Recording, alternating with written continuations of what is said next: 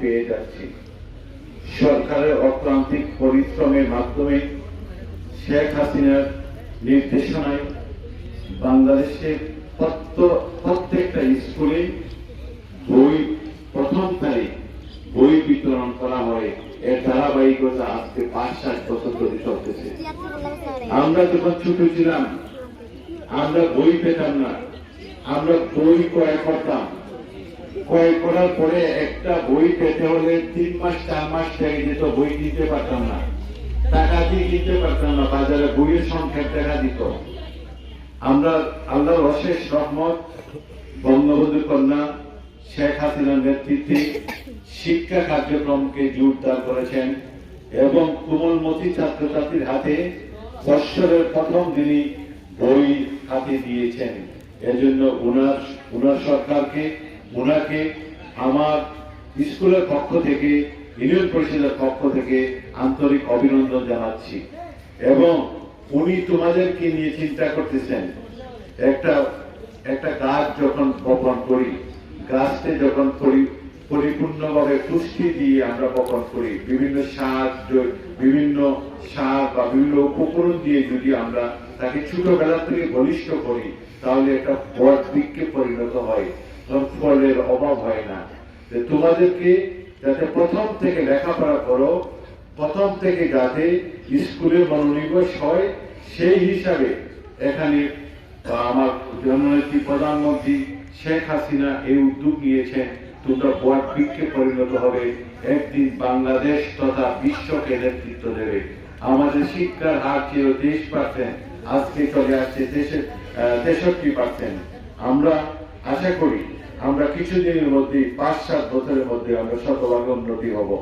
এবং অনেক ছেলে মেয়েরা প্রাইমারি স্কুলে পাস করার পরে ছিটকে পড়ে যেত বইয়ের অভাবে, টাকার অভাবে। তোমরা উপবৃত্তি, গরিব ছাত্রছাত্রী যারা, আমরা 10% ছেলেদের, মেয়েদের 30% উপবৃত্তি পাবা। আমরা নিহাতে গরিব যারা, তাদেরকে আমরা উপবৃত্তির নাম দেব। ক্লাসে যখন উপবৃত্তির কথা তোমাদেরকে বলবেন, ফিক্সে তোমরা নাম গুলা দেবা। যারা অত্যন্ত অসহায়, গরিব, নিরীহ পরিবার, তাদের নামগুলা দেবা, তাদেরকে আমরা দেব। সবাইকে আমরা দিতে পারবো না। তোমাদের কাছে আমার বিশেষ অনুরোধ, আমি তোমাদের চেয়ারম্যান, তোমাদের স্কুলের সভাপতি, তোমরা প্রতিদিন যাতে স্কুলে আসো এবং পাঠ্য এই লেখাপড়া করো, শিক্ষকের প্রতি মনোনিবেশ করো, লেখাপড়ার প্রতি মনোনিবেশ হও, তাহলে তোমরা একদিন হতে পারবা, টিওনো হতে পারবা, ম্যাজিস্ট্রেট হতে পারবা, পুলিশ অফিসার হতে পারবা, আর্মি হতে পারবা, বিডিআর হতে পারবা। তোমরা এখন থেকে পরিকল্পনা গ্রহণ করতে হবে। এখন থেকে এইম ইন লাইফ, আমি বাংলাতে কি বলে, জীবনের লক্ষ্য। তোমরা জীবনের লক্ষ্য কি এখন থেকে ঠিক করতে হবে। কথাটা শুনতেছো? জীবনের লক্ষ্য, আমার জীবনের লক্ষ্য কি? এখন জীবনের লক্ষ্য, আমি যারা আমার মা চাচিরা লেখাপড়া করেন নাই, ওরা করতেছেন, গৃহিণী হিসাবে রয়েছেন। কাজ চাকরি করতে হবে, গৃহিণী হতে হবে, ব্যবসা করতে হবে। যে বইদেরকে বলছি, ভাইদেরকে বলছি, আমরা যারা রিক্সা চালান, রিক্সা চালকের ছেলে এখানে আছেন, আনাজ যারা বিক্রি করেন তাদের ছেলে আছেন, দিন মজুরির ছেলে আছেন, মৎস্যজীবীর ছেলে আছেন। আমরা সেইটা আমরা করতে হবে।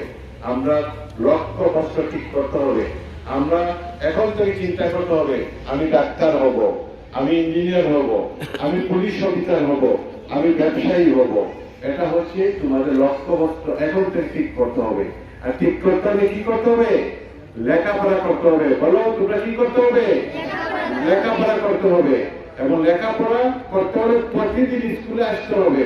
লেখাপড়ার খাতিরে লেখাপড়া নয়, লেখাপড়া সঠিকভাবে করতে হবে। এই স্কুল থেকে অনেক ছাত্ররা বেরিয়ে গেছে।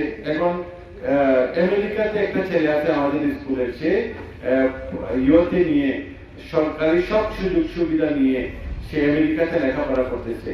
আমাদের ছেলেরা জাহাঙ্গীরনগর ইউনিভার্সিটিতে লেখাপড়া করতেছে, শাহজালাল ইউনিভার্সিটিতে লেখাপড়া করতেছে। আমার এই স্কুলের ছেলে ঢাকা ইউনিভার্সিটিতে লেখাপড়া করতেছে। তোমরা লক্ষ্যবস্তু থাকতে হবে।